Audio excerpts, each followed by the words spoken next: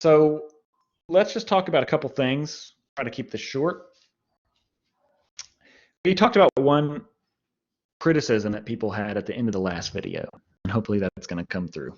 And that's that even if Descartes succeeds, and some people think he succeeds in establishing skepticism, that is a claim that we can't know anything, he actually doesn't succeed in his positive project because of the Cartesian circle.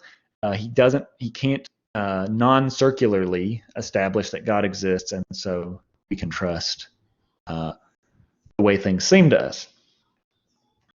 So that's one criticism. Let's talk about the destructive project, though, the building coming down. You might think Descartes actually hasn't given us a great argument that we don't have any knowledge, right? But remember the argument, or look at the argument that you have. The argument was, we don't know something if we could be wrong about it. Our belief does not count as knowledge if we don't, if we could be wrong about it. And we could be wrong about any of our beliefs, so we don't have any knowledge. That's the way the argument works. So if you deny that first premise, Descartes' destructive project, the destructive aspect of his project, fails, right? Because he needs that. Why would Descartes accept this? Well, here, let me give you an example that people marshal in favor of Descartes' first premise. So imagine you buy a lottery ticket. You buy a lottery ticket, and let's say it's one of the big lotteries, right? You know, tons of people participate in there, tons of tickets. The prizes are huge, right? And your chances, you know what, I'm going to look it up just to know. So according to Lottery USA, the odds of winning the Mega Millions jackpot are 1 in 302.6 million. So really long odds. 1 in millions. It was like worse than Lloyd's odds, right? He had at least 1 in a million. But this is 1 in approximately 300 million. That's really bad. Here's a question for you. Do you know when you buy that ticket, do you know that you're not going to win the lottery? Do you? Okay, so pause and think about it if you want to. If you know that you're not going to win, then every single person who buys a ticket, let's assume for the sake of the argument that each person buys 1 ticket, and everybody who buys a ticket only buys 1. So nobody has a better chance than anybody of winning. Okay? Now, if you know that you're not going to win based on your 1 ticket, and every single person that bought a ticket knows that they're not going to win, okay? That means that every single person who bought a ticket knows that they're not going to win. So how could anybody win? Okay?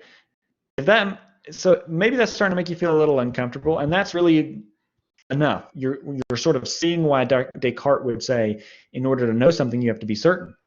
And the reason you'd say, if you're going to back off of that and say, maybe I don't know that I'm not going to win, the reason is because you're just saying, well, you're not certain you're going to win.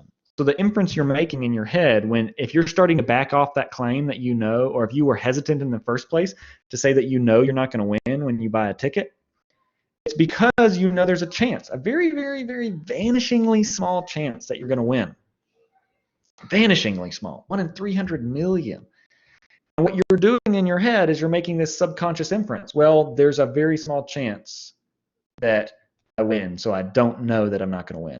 So what you're endorsing implicitly is infallibilism. If there's a chance that you're wrong, you don't know. Okay? That's what's going on in Descartes' argument. And so that's sort of the reason behind, or sort of an argument behind premise 1. Now, if that convinces you that you don't know something unless it's impossible that you're wrong, well, now you might want to start to worry about Descartes' argument, because I think he also should have convinced you that you could be wrong about basically any of your beliefs, except for the belief that you exist. And if you're in that situation, I pity you, because you should stop believing basically everything. Right? I don't mean to be that philosophy professor. I actually think this is I don't believe the conclusion of this argument. Let me throw this out there. I still think I know that my truck is out that window. I still think I know that this microphone just fell off the stand. The stand, by the way, is just a cardboard box, so maybe that's why it's falling off the stand. I'm not Joe Rogan in here with his fancy equipment. But what I still don't think, I think we need to learn to live with a little bit of discomfort, at least temporarily, mental sort of discomfort. And so I'm trying to show you the power of this argument. I think it's an incredibly powerful argument. I think it's wrong, and I can hold both of those things in my head even while I'm trying to figure out why it's wrong. Right? So this is an important cognitive skill, I think, to be able to hold inconsistent things in your head and kind of live with the discomfort of that while you try to figure it out. I think I know that this microphone is here. I also totally see the power of Descartes' argument. Those are inconsistent things, or at least the claim that his argument is successful and the claim that I know that this microphone is here, are inconsistent. Let me hold those in my head while I try to figure this problem out. And so I guess I'm tempted to say the way I resolve this inconsistency is maybe I just say, you know what? Well, there's one of two ways. One, I might just say, I'm just going to deny infallibilism. I'm going to endorse what's called fallibilism. Just take the IN off the front. I'm not going to spell that out for you. You can know something even though it's possible that you're wrong. So yeah, you do know. You do know that you're going to lose the lottery when you buy the ticket, just the one ticket. Or a slightly different approach is to basically accept Descartes' conclusion, but abandon the commitment that knowledge is the really important thing. This is kind of a weird view. You might start wondering, well, okay, maybe I should just say I don't know. I don't know any of this stuff. But then I should also say, why worry about knowledge? I know that I have really good evidence for lots of stuff. I'm justified in believing lots of stuff. I'm justified in believing that the microphone is here, even if I don't know it, right? And so I'm not trying to play semantics here. I think justification and knowledge are importantly different. But you might start to think justification is good enough, right? It's good enough.